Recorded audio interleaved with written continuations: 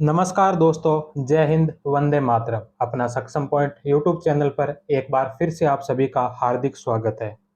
World history की objective class में आज की क्लास में हम पढ़ेंगे चीन की क्रांति।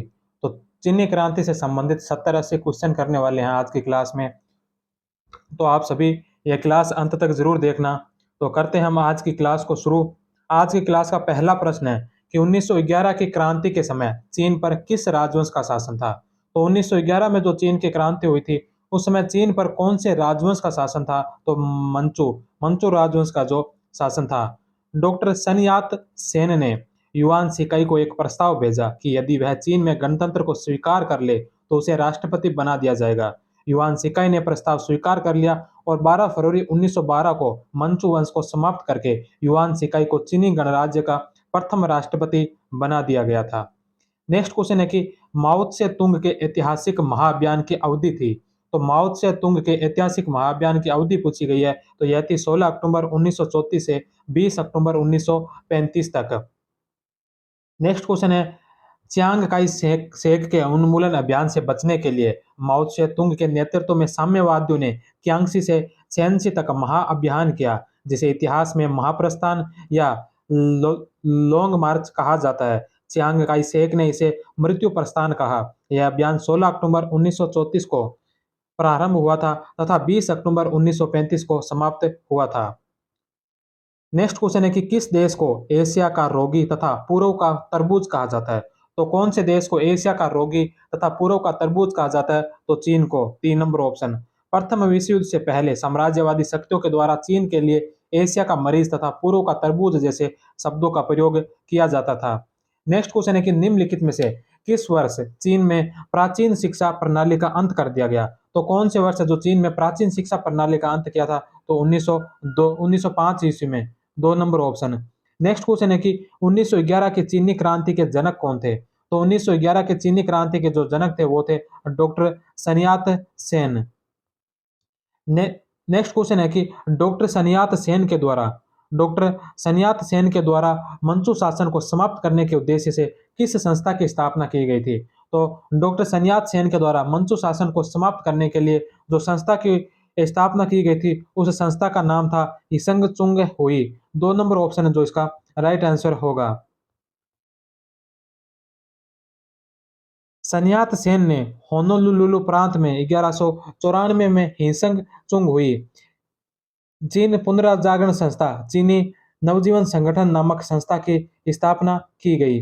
नेक्स्ट क्वेश्चन है कि 1895 में कैंटन में क्रांतिकारियों का प्रथम विद्रोह किसके नेतृत्व में हुआ था। तो 1895 में जो कैंटन में क्रांतिकारियों का विद्रोह हुआ वह हुआ था सन्यात सेन के नेतृत्व में। 1895 में कैंटन में क्रांतिकारियों का प्रथम विद्रोह डॉक्टर सन्यात सेन के नेतृत्व में हुआ। यह विद्रोह असफल रहा, अतः सन्यात सेन लंदन भाग गए।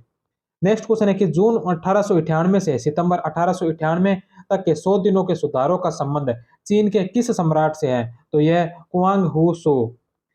Next question.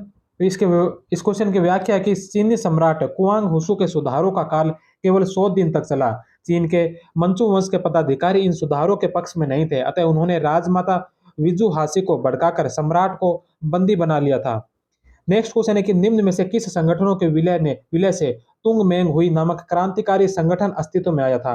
तो कौन से किन संगठनों के विलय से तुंग मेंग हुई नामक क्रांतिकारी संगठन जो अस्तित्व में आया था। तो यह आया था हिसंग चुंग हुई, हुआ सिंह हुई और कोंग फ्यू हुई। इन तीनों संगठनों के विलय से जो नया संगठन जो अस्तित्व में आया था वह था तुंग मेंग हुई। जापान में जापान में चीनी प्रवासी नेताओं के द्वारा जुलाई 1905 में हिसांग चोंग हुई, हुआ सिंह हुई और गोंग फ्यू हुई नामक संगठनों को मिलाकर तुंग मेंग हुई मैत्री संगठन नामक क्रांतिकारी संगठन का निर्माण किया गया। इस संगठन ने 6 सूत्रीय कार्यक्रम किए तथा लीन पाओ नामक पत्रिका का प्रकाशन किया। नेक्स्ट क्वेश्चन है कि 1911 की क्रांतिकारी का तात्कालिक कारण क्या था।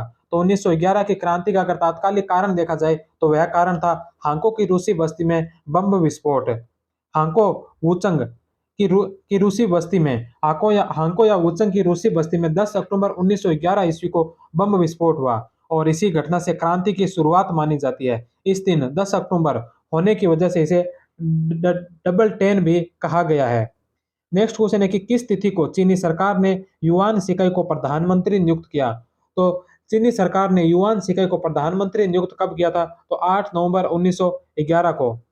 चीन में चीन में क्रांति प्रारंभ होने के बाद कई प्रांतों ने अपनी स्वतंत्रता की घोषणा कर दी। अतः इससे घबराकर केंद्रीय सरकार ने 8 नवंबर 1911 को 11 ईस्वी को वियांग सेना के सेवानिवृत्त कमांडर युआन शिकाई को प्रधानमंत्री नियुक्त कर दिया। नेक्स्ट क्वेश्चन है कि चीन की क्रांति के समय डॉक्टर sun यat-सेन कहाँ थे? तो चीन की क्रांति के समय डॉक्टर sun यat-सेन जो अमेरिका में थे। किस तिथि को युआन शिकाई ने क्रांतिकारियों के साथ मिलकर चीन में गणतंत्र की घोषणा की थी? तो युआन शिकाई ने क्रांतिकारियों के साथ मिलकर चीन में गणतंत्र की घोषणा कब की थी? तो यह की थी 1 जनवरी 1912 को। क्रांतिकारियों का दमन करने के लिए चीन की केंद्रीय सरकार ने युआन शिकाई को प्रधानमंत्री पद पर नियुक्त किया, परंतु उसने क्रांतिकारियों का दमन करने के स्थान पर क्रांतिकारियों से मिलकर पीकिंग में स्वयं की सरकार बना ली और 1 जनवरी 1912 को चीन को गणतंत्र घोषित कर दिया, जिसका मुख्यालय नानकिन को बनाया गया। नेक्स्ट क्वेश्चन है कि निम्न में से किसे चीनी गणराज्य का प्रथम राष्ट्रपति नियुक्त किया था? तो यह किया था युआन शिकाई को। युआन शिकाई इसको जो चीनी गणराज्य का प्रथम राष्ट्रपति नियुक्त किया था। 12 फरवरी 1912 ईस्वी को मंचू राजवंश का अंत हो गया और युआन शिकाई को चीनी चीनी गणराज्य का प्रथम राष्ट्रपति नियुक्त किया गया। 20वीं शताब्दी में चीन पहला देश बना जहां गणतंत्र की स्थापना हुई थी। नेक्स्ट क्वेश्चन है कि कोमितांग के संस्थापक थे? तो कोमितांग के संस्थापक sun यat-सेन, 2 नंबर ऑप्शन। कोमितांग का अर्थ होता है चीनी राष्ट्रवादी दल। इसकी स्थापना डॉक्टर sun यat-सेन के द्वारा 1912 में की गई थी। कोमितांग तुंगमेंग हुई का ही परिवर्तित रूप था। नेक्स्ट क्वेश्चन है कि युआन शिकाई की मृत्यु किस वर्ष हुई थी? तो युआन शिकाई की जो मृत्यु हुई थी यह हुई थी जून 1916 ईस्वी में। चीनी साम्यवादी दल कुंग चान तांग की स्थापना किस वर्ष हुई थी? तो चीनी साम्यवादी दल था कुंग चान तांग, इसकी जो स्थापना हुई थी यह हुई थी 1919 में। पिकिंग विश्वविद्यालय के अध्यापकों तथा छात्रों ने 1919 में रूसी क्रांति से प्रभावित होकर साम्यवाद के अध्ययन के लिए एक संस्था की स्थापना की। 1919 ईस्वी में ही इन लोगों ने कुंग चान तांग चीनी साम्यवादी दल की स्थापना की थी। नेक्स्ट क्वेश्चन है कि चीन की क्रांति से संबंधित 4 मई का आंदोलन किस घटना से उत्पन्न हुआ? तो चीन की क्रांति से संबंधित तो 4 मई का आंदोलन है यह किस घटना से उत्पन्न हुआ था? तो यह जो आंदोलन हुआ था यह हुआ था पेरिस शांति सम्मेलन। पेरिस शांति सम्मेलन द्वारा शांतुंग प्रांत जापान को सौंपने पर। 1 नंबर ऑप्शन। पेरिस शांति सम्मेलन के द्वारा चीन का शांतुंग प्रांत जापान को सौंप देने के फैसले पर चीन में साम्राज्यवाद के विरुद्ध एक आंदोलन उठ खड़ा हुआ। 4 मई 1919 को बीजिंग विश्वविद्यालय के छात्रों द्वारा आयोजित एक विरोध प्रदर्शन में इसकी शुरुआत हुई। इस घटना से प्रारंभ होने वाले आंदोलन को 4 मई का आंदोलन कहा गया। नेक्स्ट क्वेश्चन है कि समाजवादी युवक संघ के प्रथम अधिवेशन की अध्यक्षता किसने की थी? तो समाजवादी युवक संघ के प्रथम अधिवेशन की जो अध्यक्षता की थी यह की थी ग्रेगोरी बोहोतिन्स्की ने। ग्रेगरी बोहोतिन्स्की ने समाजवादी युवक संघ के प्रथम अधिवेशन की अध्यक्षता की थी। यह अंतर्राष्ट्रीय समाजवादी संगठन कोमिन्टर्न के कार्यकर्ता थे। नेक्स्ट क्वेश्चन है कि कोमितांग दल का पुनर्गठन रूसी साम्यवादी दल के आदर्शों पर करने के लिए आए रूस के प्रतिनिधि थे। तो रूस के प्रतिनिधि कौन थे? तो वह थे Michael Borodin. 3 number option. Doctor sun यat-सेन की मृत्यु कब हुई थी? तो डॉक्टर sun यat-सेन की मृत्यु हुई थी 12 मार्च 1925 ईस्वी को। 12 मार्च 1925 को चीन के राष्ट्रपति डॉक्टर sun यat-सेन की मृत्यु के बाद कोमितांग दल व केंटंग सरकार पर चियांग काई शेक का अधिकार हो गया था। नेक्स्ट क्वेश्चन है कि किस वर्ष है जो कोमितांग दल की पहली महासभा का आयोजन किया गया? तो कोमितांग दल की जो पहली महासभा का आयोजन हुआ था यह हुआ था 1924 ईस्वी में। नेक्स्ट क्वेश्चन है कि किस स्थान पर कोमितांग दल के सदस्यों को सैनिक शिक्षा देने के लिए एक सैनिक विद्यालय खोला गया? तो यह सैनिक विद्यालय खोला था वहाम्पोआ में। 1 नंबर ऑप्शन। 1928 के चीनी संविधान को कब लागू किया गया? तो 1928 के चीनी संविधान को जो 1931 में लागू किया था। कुओमिंतांग का अर्थ है देश की जनता का दल।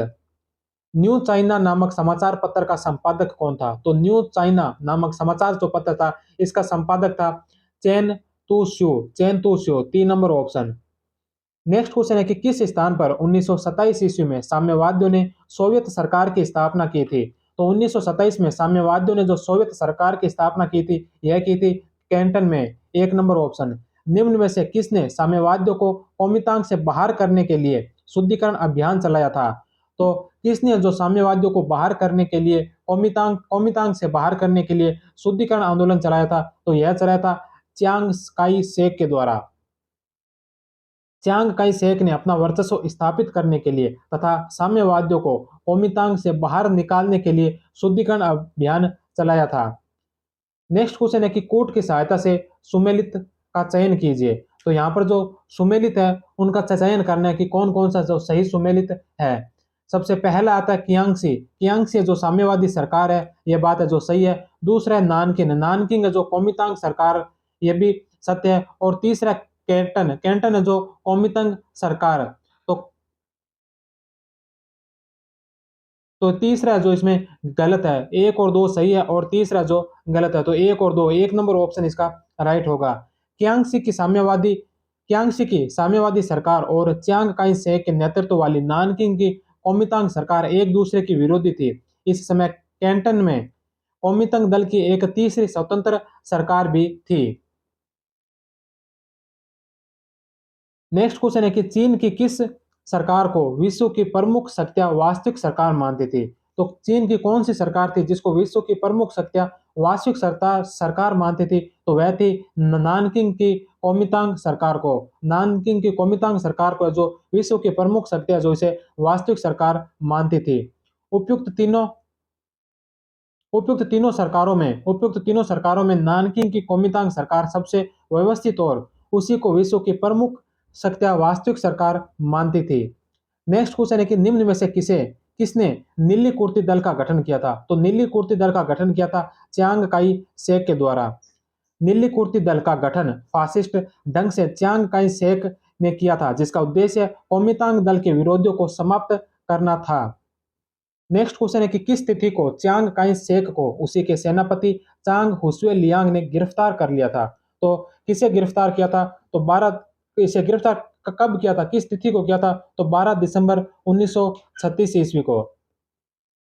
साम्यवादियों का मानना था कि जापान को चीन से बाहर निकालने के लिए साम्यवादियों व कोमितांग दल को मिलाकर प्रयास करना चाहिए, परंतु चियांग काई शेक पहले साम्यवादियों को परास्त करना चाहता था और फिर जापान को। इस उद्देश्य से उसने सेनापति चांग हसुए लियांग के नेतृत्व में सेना भेजी, जिसे साम्यवादियों ने अपने ही चीनी भाइयों से युद्ध न करने के लिए मना कर दिया। इसके बाद स्वयं चियांग काई शेक साम्यवादियों के दमन के लिए निकला, जिसे उसी के सेनापति चांग हसुए लियांग ने गिरफ्तार कर लिया था। नेक्स्ट क्वेश्चन है कि 10 फरवरी 1937 की संधि के तहत साम्यवादी सेना को राष्ट्रीय सेना में किस नाम से शामिल किया? तो 10 फरवरी 1937 की संधि के तहत साम्यवादी सेना को राष्ट्रीय सेना में जो सम्मिलित किया था, वो किया था 8वीं सेना में। 2 नंबर ऑप्शन। डॉक्टर अटल के नेतृत्व में भेजे गए भारतीय चिकित्सा दल का कौन सा सदस्य 8वीं सेना में कार्य करते हुए शहीद हुआ? तो डॉक्टर अटल के नेतृत्व में भेजे गए भारतीय चिकित्सा दल का कौन सा सदस्य 8वीं सेना में कार्य करते हुए शहीद हुआ था? तो वह था डॉक्टर कोटनिस। नानकिन पर अधिकार हो जाने के बाद चियांग काई शेक ने किसे अपनी राजधानी बनाया था? तो नानकिन पर अधिकार होने के बाद चियांग काई शेक ने जो राजधानी बनाया, वो बनाया था चुंगकिंग को। 1 नंबर ऑप्शन। नेक्स्ट क्वेश्चन है कि चीन में साम्यवाद के उदय के क्या कारण थे? तो चीन में साम्यवाद के उदय के कारण पूछे तो रूसी क्रांति का प्रभाव ये था। कुओमितांग दल के प्रति जन असंतोष, यह भी चीन में साम्यवाद के उदय का कारण था। और पश्चिमी शक्तियों के प्रति असंतोष, तो यह भी है जो चीन में साम्यवाद के उदय का कारण था। तो 1, 2 और 3 तीनों इसके सही है, तो उपयुक्त सभी 4 नंबर ऑप्शन इसका राइट आंसर होगा। नेक्स्ट क्वेश्चन है कि द्वितीय विश्व युद्ध के समय चीन में सरकार थी। तो दूसरे विश्व युद्ध के समय चीन में कौन सी सरकार थी? चीन में सरकार थी जापान के प्रभाव वाली मुस्को, जिसकी राजधानी नानकिन थी। चियांग काई शेक की राष्ट्रीय सरकार, जिसकी राजधानी चुंगकिंग थी। मो से तुंग की साम्यवादी सरकार, जिसकी राजधानी मेयान थी। तो ये तीनों ही जो सरकारें ये द्वितीय विश्व युद्ध के समय चीन में सरकारें थी, तो उपयुक्त सभी। 4 नंबर ऑप्शन इसका राइट होगा। नेक्स्ट क्वेश्चन है कि चियांग काई शेक के साथ अमेरिका और इंग्लैंड ने संधि कब की थी? तो चियांग काई शेक के साथ अमेरिका और इंग्लैंड ने जो संधि की थी, यह की थी 1943 ईस्वी में। अमेरिका व इंग्लैंड ने जापान के चीन में बढ़ते हुए प्रभाव को रोकने के लिए चियांग काई शेक की सरकार का समर्थन किया। 1943 ईस्वी में अमेरिका तथा ब्रिटेन ने चियांग काई शेक के साथ संधि कर चीन में एक्स्ट्रा टेरिटोरियलिटी की पद्धति का अंत कर चीन को राजनीतिक दृष्टि से पश्चिमी देशों के समक्ष मान्यता प्रदान की थी। नेक्स्ट क्वेश्चन है कि वांग चिंग वेई के नेतृत्व वाली नानकिंग सरकार का पतन किस घटना से हुआ था? तो जो वांग चिंग वेई के नेतृत्व वाली नानकिन सरकार का जो पतन हुआ था, यह हुआ था अगस्त 1945 में जापान के आत्मसमर्पण से। तो 1 नंबर ऑप्शन है जो इसका राइट आंसर होगा। वांग चिंग वेई के नेतृत्व वाली नानकिंग सरकार जापान के प्रभाव से स्थापित हुई थी और अगस्त 1945 में जापान के आत्मसमर्पण के साथ ही समाप्त हो गई। नेक्स्ट क्वेश्चन है कि कोमितांग और साम्यवादी सरकारों के मध्य नानकिंग को लेकर युद्ध कब आरंभ हुआ था? तो कोमितांग और साम्यवादी सरकारों के मध्य नानकिंग को लेकर जो युद्ध आरंभ हुआ था, यह हुआ था सितंबर 1945 ईस्वी में। अमेरिकी राष्ट्रपति ट्रूमैन ने कोमितांग और साम्यवादियों के मध्य समझौता करवाने के लिए जनरल मार्शल को भेजा। मार्शल ने दोनों के मध्य समझौता तो करवा दिया, परंतु यह स्थायी शांति स्थापित करने में असफल रहा था। नेक्स्ट क्वेश्चन है कि ली सुंग जेन चीन का राष्ट्रपति कब बना? तो ली सुंग जेन जो चीन का राष्ट्रपति बना था 1949 में। जनवरी 1949 ईस्वी में चियांग काई शेक ने अपने पद से त्यागपत्र देने के बाद उपराष्ट्रपति ली सुंग जेन राष्ट्रपति बना था। नेक्स्ट क्वेश्चन है कि चियांग काई शेक ने कोमितांग गणराज्य की स्थापना कहाँ की थी? तो चियांग काई शेक ने जो कोमितांग गणराज्य की स्थापना की थी, यह की थी फार्मोसा टापू पर। फार्मोसा टापू 2 नंबर ऑप्शन इसका राइट होगा। कोमितांग की पराजय के बाद चियांग काई शेक ने चीन की मुख्य भूमि से पलायन कर फार्मोसा टापू पर कोमितांग गणराज्य की स्थापना की थी। नेक्स्ट क्वेश्चन है कि साम्यवादियों ने पिकिंग में लोक गणराज्य की घोषणा कब की? तो साम्यवादियों ने पिकिंग में लोक गणराज्य की घोषणा की थी, यह की थी अक्टूबर 1949 ईस्वी में। नेक्स्ट क्वेश्चन है कि चीन की नई सरकार को मान्यता देने वाला प्रथम देश कौन सा था? तो चीन की नई सरकार को मान्यता देने वाला जो पहला देश था, वह था सोवियत संघ। 1 नंबर ऑप्शन। चीन की नई सरकार को मान्यता देने वाला प्रथम गैर साम्यवादी देश कौन सा था? तो भारत। चीन के बारे में किसने कहा था कि वहां एक दैत्य सो रहा है, उसको सोने दो, क्योंकि जब वह उठेगा तो दुनिया को हिला देगा। तो यह बात किसने कही थी? तो यह बात कही थी नेपोलियन बोनापार्ट ने। नेपोलियन बोनापार्ट ने कहा था कि चीन में एक दैत्य सो रहा है, उसे सोने दो, क्योंकि जब वह उठेगा तो दुनिया को हिला देगा। नेक्स्ट क्वेश्चन है कि बॉक्सर विद्रोह जो 1898 से 1901 तक हुआ, किस स्थान से प्रारंभ हुआ था? तो यह बॉक्सर विद्रोह प्रारंभ कहां से हुआ था? तो प्रारंभ हुआ था शांतुंग प्रदेश से। बॉक्सर विद्रोह शांतुंग प्रदेश से प्रारंभ हुआ। यह विद्रोह चीन में यूरोपीय साम्राज्यवाद और ईसाई धर्म के विरुद्ध हुआ था। बॉक्सर विद्रोह को कुचलने के बाद चीन पर कितना जुर्माना लगाया गया? तो बॉक्सर विद्रोह को कुचलने के बाद चीन पर जो 50 करोड़ का जुर्माना लगा था। बॉक्सर विद्रोह इतना भयावह था कि इसे दबाने के लिए 8 देशों को संयुक्त रूप से कार्य करना पड़ा। विद्रोह को दबाने के बाद 50 करोड़ का जुर्माना चीन पर लगाया गया। चीन के लोग इस विद्रोह को ही हेतुआन कहते थे, जिसका अर्थ होता है सदाचारित और तालमेल। नेक्स्ट क्वेश्चन है नवजीवन आंदोलन प्रारंभ हुआ। तो नवजीवन आंदोलन कब प्रारंभ हुआ था? तो 1935 ईस्वी में। नवजीवन आंदोलन 1934 ईस्वी में चियांग काई शेक ने विद्रोह ने प्रारंभ किया, जिसका उद्देश्य था चीन में प्राचीन आदर्शों के प्रति निष्ठा की भावना उत्पन्न करना। नेक्स्ट क्वेश्चन है कि किस वर्ष में चांग काई शेक ने साम्यवादियों को विघटित किया और रूसी परामर्शदाताओं को वापस भेजा? तो 1927। चांग काई शेक की सेना के प्रबल दबाव में माओ जेडोंग ने किस वर्ष में साम्यवादी वाहिनी के लॉन्ग मार्च का नेतृत्व किया था? तो अक्टूबर 1934 से। 1 नंबर ऑप्शन। द्वितीय विश्व युद्ध के दौरान जापानी आक्रमण के प्रत्युत्तर में चीन ने किस प्रकार प्रतिक्रिया दी थी? तो द्वितीय विश्व युद्ध के दौरान जापानी आक्रमण के प्रत्युत्तर में चीन ने किस प्रकार की प्रतिक्रिया दी थी? तो चांग काई शेक और चीनी साम्यवादियों के समर्थकों ने जापान के विरुद्ध एक अस्थायी गठजोड़ किया था। 4 नंबर ऑप्शन है जो इसका राइट आंसर होगा। नेक्स्ट क्वेश्चन है कि निम्नलिखित में से कौन सा जापान ने 1894 में चीन पर अपनी असाधारण विजय के पश्चात अर्जित नहीं किया? तो कौन सा जो जापान ने 1894 में चीन पर अपनी असाधारण विजय के पश्चात अर्जित नहीं किया था? तो साकलिन द्वीपों का अधिकार, 3 नंबर ऑप्शन। चीन में सम्राज्ञी डोजर शिजी के विरुद्ध बॉक्सर विद्रोह कब हुआ था? तो यह हुआ था 1898 से 1900। देंग सियाओपिंग ने चीन की ओपन डोर पॉलिसी कब शुरू की? तो देंग सियाओपिंग ने जो चीन की ओपन डोर पॉलिसी शुरू की थी, यह की थी 1978 ईस्वी में। चौथे मई का आंदोलन कहाँ शुरू हुआ? चौथे मई का आंदोलन पेकिंग। किसे चीनी राष्ट्रपिता या चीनी गणराज्य के पिता के रूप में जाना जाता है? तो चीनी चीनी राष्ट्रपिता जो है वो है सन्यात सेन, डॉक्टर सन्यात सेन है, जिसे चीन का राष्ट्रपिता माना जाता है। युआन शी काई ने किस दल का गठन किया था? तो युआन शी काई ने जो रिपब्लिक पार्टी का गठन किया था। नेक्स्ट क्वेश्चन है कि एक बार सत्ता में आने के बाद माओ ने कौन से आंदोलन किए? तो सत्ता में आने के बाद माओ ने जो आंदोलन किए वे थे महान छलांग और सांस्कृतिक क्रांति, 3 नंबर ऑप्शन। नेक्स्ट क्वेश्चन है कि चीन जनवादी गणराज्य कब बना? जनवादी गणराज्य बना 1 अक्टूबर 1949 को। चीन की डेस्टिनी नामक पुस्तक को किसने प्रकाशित किया था? तो चीन की डेस्टिनी नामक पुस्तक है जो ये प्रकाशित हुई थी चांग काई शेक के द्वारा।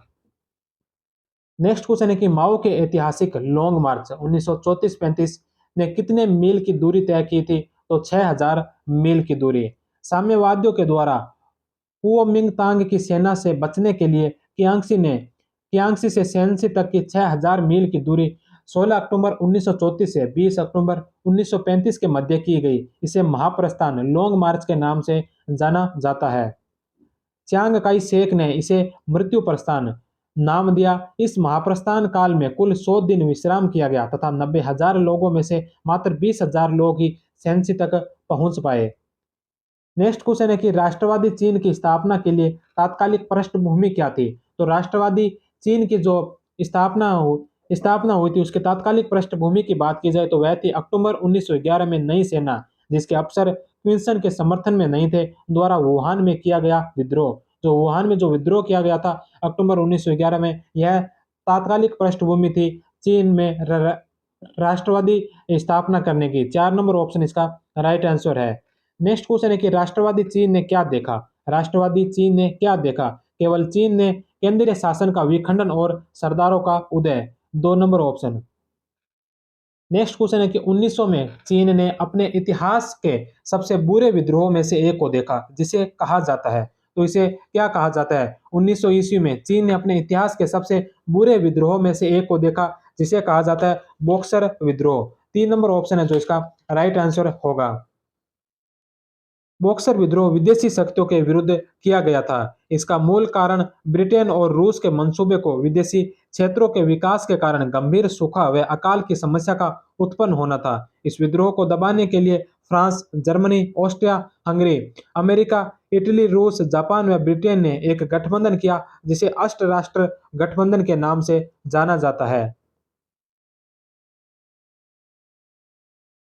नेक्स्ट क्वेश्चन है कि ताइपिंग विद्रोह के बारे में क्या सही नहीं है? तो ताइपिंग विद्रोह के बारे में सही नहीं है ये पूछा। पहला है कि इसने कम्युनिस्ट भूचाल के शुरुआती झटकों को देखा था जो 1940 के दशक में चीन को निगलेगा, यह सत्य है। दूसरा, विद्रोह के बाद शायद ही कभी क्विंग को किसी भी प्रकार के भूमि कर का भुगतान किया गया था, तो यह बात भी सत्य है। तीसरा कि इसने चीन के सभी तटीय किलों पर कब्जा कर लिया था, तो यह बात है जो गलत है। इसने किलों पर कब्जा इसे सारे किलों पर कब्जा नहीं हुआ था। और चौथा है कि यह एक साम्राज्यवाद विरोधी आंदोलन था, तो साम्राज्यवाद विरोधी आंदोलन था, यह भी सत्य है। तो इसमें सही नहीं पूछा है, तो 3 नंबर ऑप्शन इसका राइट होगा।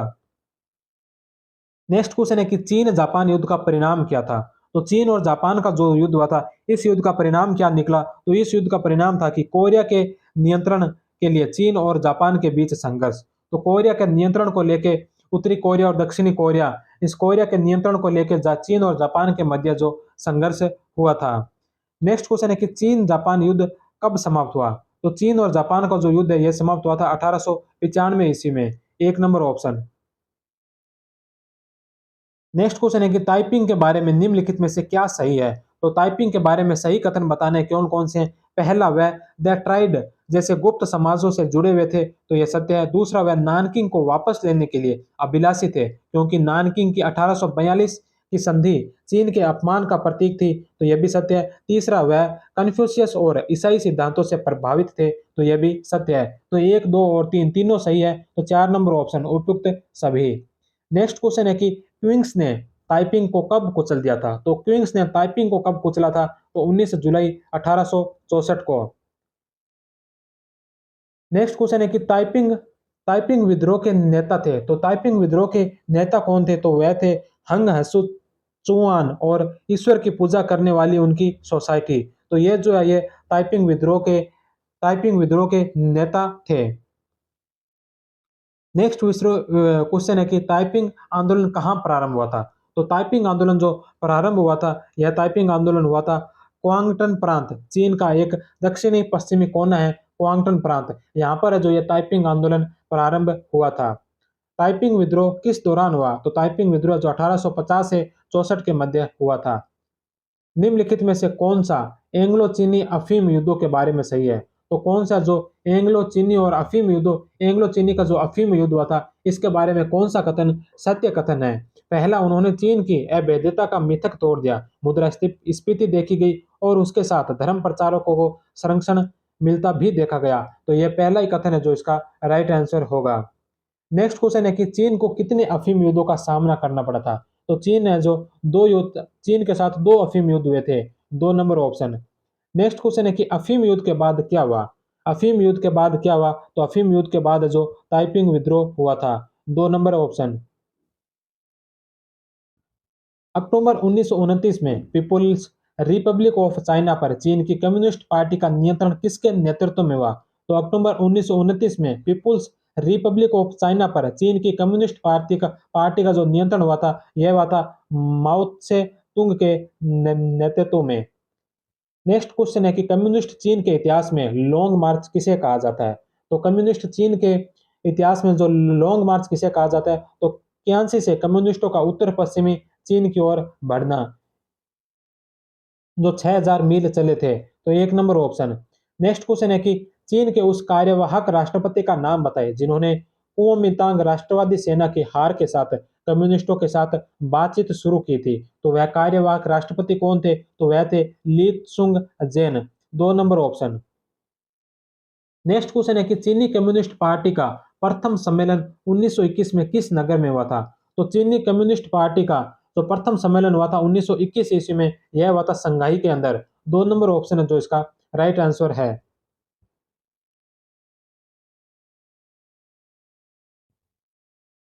नेक्स्ट क्वेश्चन है कि टाइपिंग विद्रोह के विषय में निम्नलिखित कथनों पर विचार कीजिए। तो टाइपिंग विद्रोह से संबंधित यहाँ पर कथन दे रखे हैं। इन कथनों में से हमें बताना होगा कि कौन-कौन से कथन है जो असत्य है। तो इसमें असत्य कथन बताने असत्य कथन पहला कि परम शांति के सर्वज्ञ राज्य टाइपिंग का विचार बुद्ध की शिक्षाओं से प्रभावित था। तो परम शांति सर्वज्ञ राज्य टाइपिंग का जो विचार बुद्ध की शिक्षाओं से प्रभावित था, तो पहला ही गलत है। दूसरा, आरंभिक नेतृत्व में पाया कि सभी के लिए प्राच्यों के उन्हें कल्पित आदर्शों के लिए भौतिक संसाधन थे ही नहीं, तो यह सत्य है। तीसरा कि नए नेतृत्व ने पश्चिमी तकनीकों को अंगीकार कर चीन की अर्थव्यवस्था के आधुनिकीकरण का प्रयास किया, तो यह भी सत्य है। तो इसमें असत्य बताना है, तो असत्य 1 और सत्य जो 2 और 3, तो केवल एक जो इसका असत्य कथन होगा। नेक्स्ट क्वेश्चन है कि किस वर्ष में चीन को उसके राष्ट्रपति के रूप में sun यat-सेन के साथ गणतंत्र घोषित किया गया? तो कौन से वर्ष है जो चीन को उसके राष्ट्रपति के रूप में sun यat-सेन के साथ गणतंत्र घोषित किया? तो 1911 ईस्वी में। नेक्स्ट क्वेश्चन है कुओमिंतांग या नेशनल पार्टी ऑफ चाइना का संस्थापक कौन था? तो कुओमिंतांग या नेशनल पार्टी ऑफ चाइना का संस्थापक कौन था? तो इसका संस्थापक था doctor sun यat-सेन, 1 number option. Next question यहाँ पर 2 कथन दे रखे हैं, तो इन कथनों में से हमें बताना है कि कौन सा कथन सही है और कौन सा गलत है। ये जो कथन है, ये कथन जनरल चियांग काई शेक के उत्तरी अभियान के संदर्भ में है। तो इन दोनों कथनों को देखते हैं। पहला कथन है कि 1926 के उत्तरी अभियान की सफलता के बाद जनरल चियांग काई शेक ने कामगारों के आंदोलन का दमन किया था। तो यह बात है जो बिल्कुल सत्य है। दूसरा कारण आर, सेना के अधिकारी उन वणिक और जमींदार परिवारों से भर्ती किए गए थे जिन्हें कामगारों और किसानों के शोषण से लाभ हुआ था। तो यह बात भी सत्य है। तो ए और आर दोनों सत्य हैं और आर है जो ए की सही व्याख्या है। तो एक नंबर ऑप्शन है जो इसका राइट आंसर होगा। और इसी के साथ ही आज की इस चीनी क्रांति की क्लास को हम यहीं पर समाप्त करते हैं। कल की क्लास में हम पढ़ेंगे उपनिवेशवाद से आजादी, जिसमें लैटिन अमेरिका व अरब देशों के बारे में पढ़ने वाले हैं। तब तक आप सभी का बहुत बहुत धन्यवाद। जय हिंद, वंदे मातरम।